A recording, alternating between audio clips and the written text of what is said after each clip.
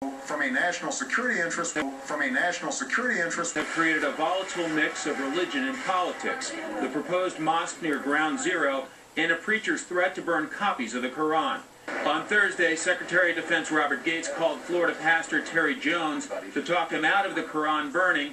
The president sought to avoid aggravating the situation and elevating the pastor's status. It's incredible that one loon in Florida can cause so much damage by threatening to burn the Koran. The guy's not going to do it, but just a dog and pony show puts our troops in danger, as President Obama well knows. Someone goes out of their way to be provocative in ways that we know can inflame the passions of over 1 billion Muslims around the world. That's a problem. And it has made life a lot more difficult for our men and women in uniform who already have a very difficult job. So what can the president do?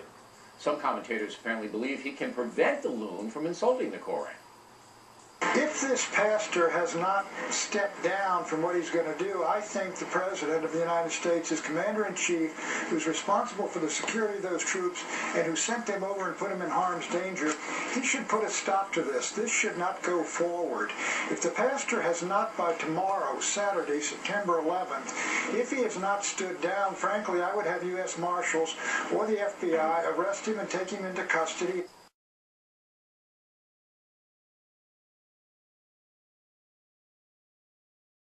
It is, in the age of the internet, something that can cause us profound damage around the world, and so we've got to take it seriously. Although this may be one individual in Florida, part of my concern is to make sure that we don't start having a whole bunch of folks all across the country think this is the way to get attention. This is a way of endangering our troops. The danger that the White House recognizes, and I think the President has spoken to, is that there may be copycats out there. This is an easy way for people to get attention. There are also important questions about national security. But I go back to what I said earlier. We are not at war against Islam.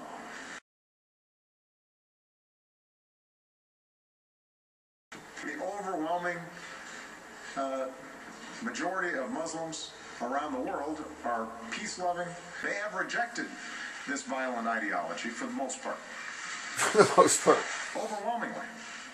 And so, from a national security interest, we want to be clear about who the enemy is here. It's a handful, a tiny minority of people who are engaging in horrific acts. And, you know, when we start acting as if their religion is somehow offensive, well, what are we saying to them?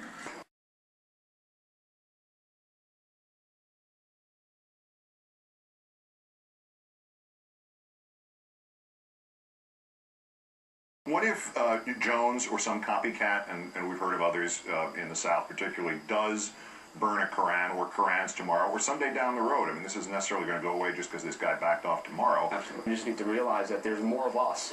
Over 1 billion Muslims around the world. People who support Muslims and people who are against these type of acts, to let them know, look, this is not America. More of us, eloquently and simply said. More of us, eloquently and simply said. We don't differentiate between them and us. It's just us. What that means is that we want to be clear about who the enemy is here. It's just us. It's just us. And my Christian faith. And that is a principle that I think is going to be very important for us to sustain, and I think tomorrow is an excellent time for us to reflect on that. Thank you very much, everybody.